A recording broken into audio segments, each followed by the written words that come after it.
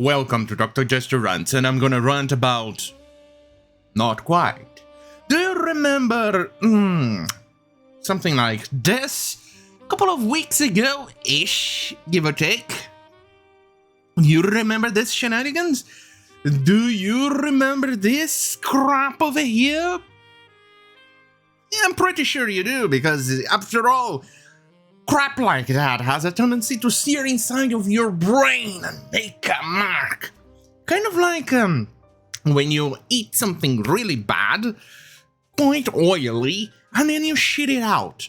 And it comes with that goddamn storm of shit. Like it was being hosed down by a high-pressured hose. Oh, hey, one of those high-powered washing machines. Ha! Anyway, and the shit gets stuck on the toilet, and it gets that offensive view on the very pristine white porcelain of the toilet, and it stays there, looking, staring at you. You flush it once, you flush it twice, you flush it 3 times, and that shit's still stuck in there. Well, that is what that shit represents and is in your brain. So I'm pretty sure you didn't forget about that shenanigan. So, here we go. Now, DCCOMICS police calls over bisexual Superman death threats from Bleeding Cool. Yes, a couple of days ago, TMZ reported under the headline, Superman bisexual backlash spurs LAPD protection for artists, studios. Well, let's go and take a look at the article, the offending article itself. Why am I not surprised the purveyors of fake news leans left. There you go, ground news. Leans, I would say left, but well, I'm getting lucky that they didn't actually add this the newspaper center, but here is the offending article. They say that the police, in summary, I'm not going to read out the shenanigans. In summary, they said they sent LAPD to the comics. No, you know what? Let's read this instead. That LAPD officers were recently dispatched to patrol homes of some of the illustrators, production staffers who created the latest iteration of Superman. The extra protection comes after a major backlash that included some so-called fans making threats. We are told the pissed-off comic book readers inundated the studios to voice their displeasure with the character's newly announced sexuality. Our sources say the studio called LAPD requesting for patrol to keep an eye out, both at the private residence of some artists and the studio itself. While nothing legitimate came from the threats, our sources say cops still patrol out of an abundance of caution, and that the situation has since settled down. Remember, this is coming also from the people who are in support of defunding the police. Interestingly, these people are definitely one of the first to request help from the police as soon as they need it. And when they don't, defund the police, people! I call that hypocrites. Filthy bunch of filthy hypocrites. But anyway, let's take a look. Bleeding Co. checked with our own sources and found that, if true, none of the DC Comics people involved with the production of the comics seemed aware of it. And that there was no sign of LA police being called. To keep an eye out over the creators or staffers. Indeed, the writer of the comic book in question lives in Australia. Well, strike me surprised, but I think the jurisdiction of the LAPD, Los Angeles Police, doesn't quite extend beyond the region. It doesn't go as far as Australia, but I could be wrong. After all, I'm just a lowly, filthy centrist, or whatever. And the artist in Costa Rica. Shit! Which may be a little outside the LAPD jurisdiction. Oh hey, they actually did mention it. Alright, look.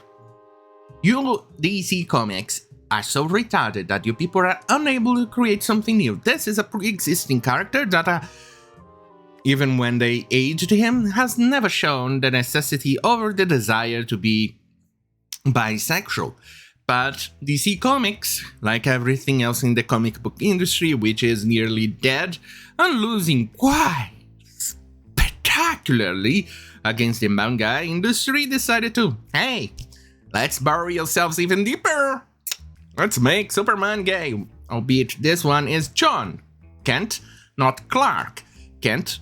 Apparently it's due to the copyright and they want to still keep using the name Superman, but they don't want to pay the family royalties for Clark Kent. So there you go. Apparently. Allegedly. Remember that. Right? Capish? Alright. Where was I? Alright. And they decided to make the guy bisexual because...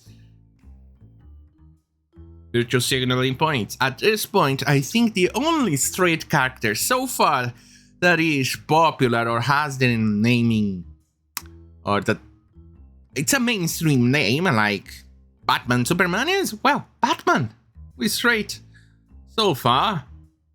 Oh boy, it's gonna be gay soon.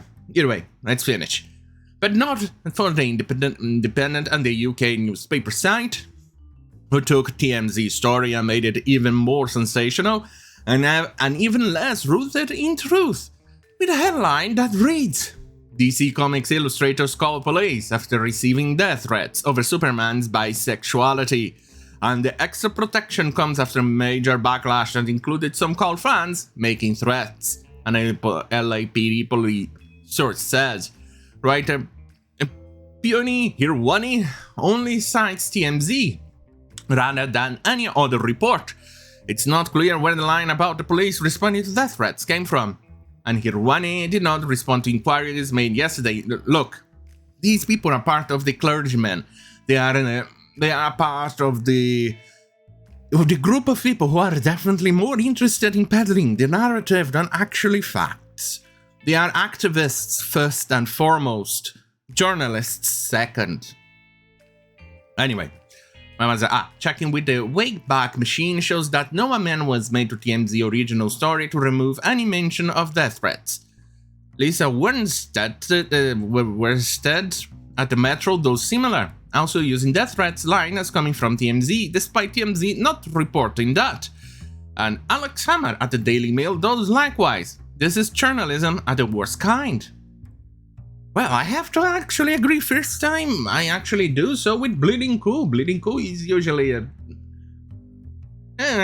forgettable website, you know, also peddles fake news, but at least I'm surprised he actually did journalism in this. Strike me fancy. Actually slap my face and call me Shirley. This is amazing. Slap me and call me Shirley. Now, Bleeding Cool understands that indeed there have been death threats made against the creators, but nothing that seemed to have escalated to a level requiring police. There's a history of this kind of thing though, and then they go and tell the story about what happened in the Marvel Comics books office during the World War II, and things like that. A few years ago, Dan Slott and Nick Spencer both received death threats at Marvel over their Spider-Man and Captain America storylines, respectively, while Tom King had to hire a bodyguard a couple of months ago. Bleeding Cool told you, John Kenson, Lloyd, and blah, blah, blah, blah. Nothing, already covered. Isn't it amazing how these people work? Well, but then again, they may be losing sales. That's why they are bringing this up again. Because after all, that ugly little shit stain, not even shit stain, actual shit nugget, or as Lawrence Sullivan puts it, nuggy. That nuggy of shit stuck on the pristine porcelain is fading away because you started to pee around it and see if that thing would go down. And it started to go down, and now they need to shit itself in there. Oh boy, disgusting little shit. Anyway, since the weekend is coming and this is Friday, so I'll see you guys on Monday. If there's a retarded amount of news during the weekend, I will make a special announcement, not a special video. Otherwise, see you guys on Monday. So anyway, if you like this type of content, say it right here on youtube.com/Jester.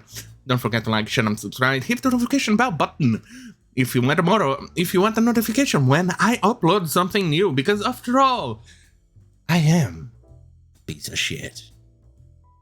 No, actually, I am the asshole who lets out those pieces of shit. Thank you for watching. Have a great fucking night.